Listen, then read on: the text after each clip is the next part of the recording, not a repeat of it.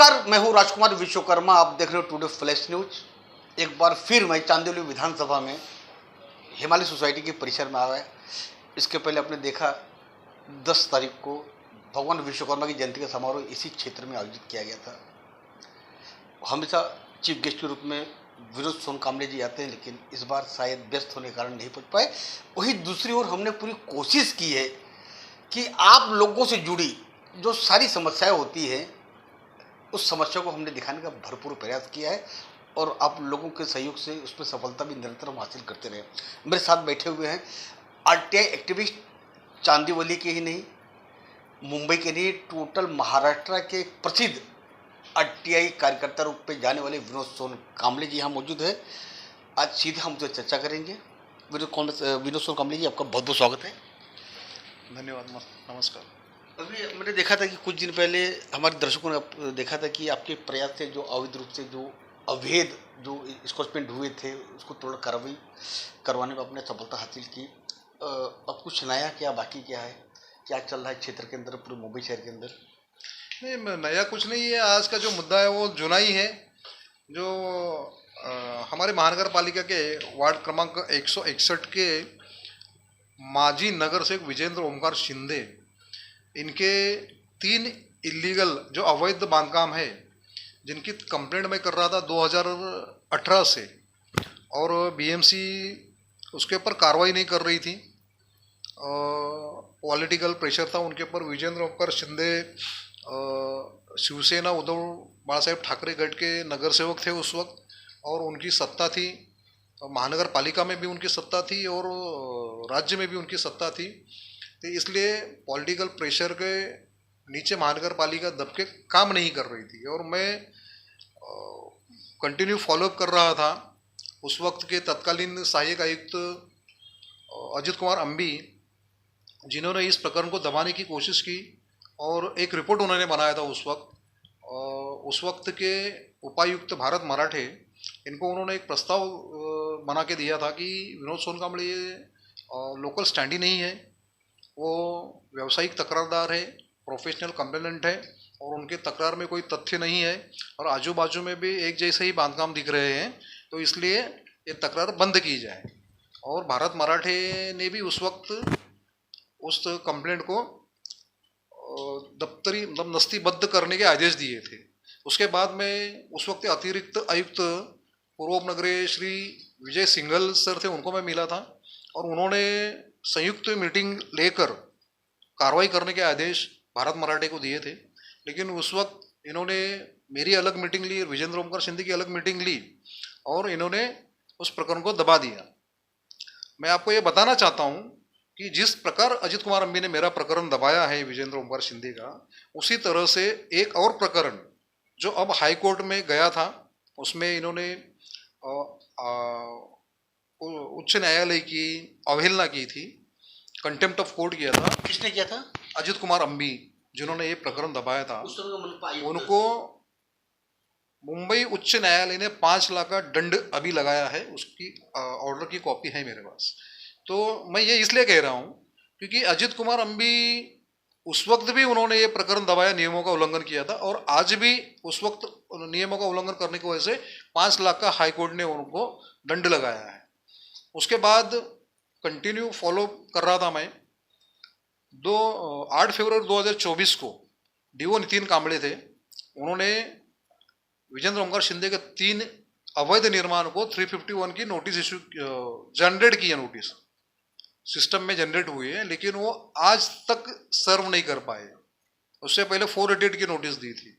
488 का मतलब उनको साइट विजिट करना था।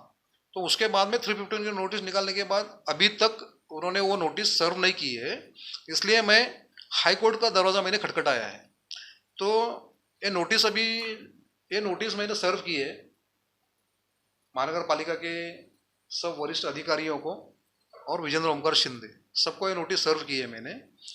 और 18 तारीख को मुंबई उच्च न्यायालय में इसकी सुनावनी हियरिंग होने वाली है, और मुझे पूरा विश्वास है कि मुंबई उच्च न्यायालय मुझे इसमें न्याय देगा। और मेरी मांग ये है कि विजेंद्र ओमकार शिंदे के 3 जो अवैध बांधकाम है वो पूरी तरीके से उसका निष्कासन होना चाहिए, और ये जो 7 साल का जो संबंधित अधिकारी जो भी थे 2018 से अब तक जिन्होंने इस काम को डिले किया, इस काम में संरक्षण दिया है इस काम को, उनके सबके ऊपर कार्रवाई होनी चाहिए।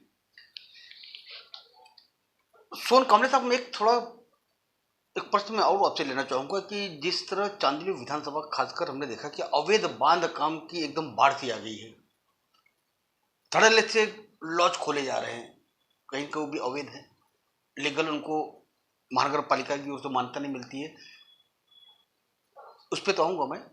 लेकिन मैं आपसे जानना चाहता हूँ कि क्या विजेंद्र विजू शिंदे से आपकी कोई व्यक्तिगत या जातीय दुश्मनी है? नहीं नहीं, जातीय दुश्मनी का तो कोई प्रश्न ही नहीं उठता है। ये जो टाइम पे ये नगर सेवक थे, इन्होंने ऐसा कौन सा जनहित का काम किया है? कुछ भी नहीं किया। जितने भी फंड आए वो फंड आए और कहाँ चले गए, कहीं दिखाई नहीं दिया, कहीं काम भी नहीं दिखा। तो इसमें कोई पर्सनल कुछ नहीं है। जब वो हमारे जनप्रतिनिधि थे तो फिर उन्होंने भी इलीगल काम किया था, तो फिर एक जनप्रतिनिधि एक इलीगल काम हो सकता है क्या, कर सकता है क्या? इसीलिए हमको भी हक है कि अगर उनको चुन के दिया है, अगर वो कुछ गलत करेंगे या कुछ गलत होगा तो हम उनके खिलाफ जा सकते हैं। क्षेत्र में जो धड़ल्ले से फल फूल रहे हैं अवैध लॉजिंग, क्या लगता है आपको कि ये मुंबई शहर के लिए बहुत बड़ी समस्या आने वाले दिनों में खड़ी कर सकते हैं? इस पे आपकी क्या राय है इस पे? नहीं, महानगर पालिका जहाँ तक इमारत व कारखाने विभाग की बात है, तो इसमें ये पूरी मुंबई में ही है, सिर्फ एलवाड़ में नहीं है। ये इनकी ड्यूटी है कि जहाँ इलीगल बांधकाम होता है वहाँ पे कंप्लेंट हो या ना हो, इनका मुकादम की ड्यूटी होती है कि साइड में घूमे, एरिया में घूमे विभाग में, और जहाँ भी इलीगल काम हो रहा है उसकी सूचना अधिकारियों को दे और उसके पर कार्रवाई करे। लेकिन होता क्या है कि कहीं अगर इलीगल बांधकाम कुछ एक्टिविटी शुरू हो, जैसे लॉजिंग हो गया या और कुछ भी हो गया, तो ये लोग वहाँ पे जाते हैं और उनको धमकी दे के कुछ मिला इनको, तो उसके बाद में वो काम को डिमोलिशन नहीं होता है। जैसे अभी इतने लॉजिंग की बात आपने की, अभी लॉजिंग सारे के सारे लॉजिंग इलीगल है, ये सबको पता है, महानगर पालिका आयुक्त को भी पता है ये, लेकिन उनके ऊपर कार्रवाई नहीं हो रही है।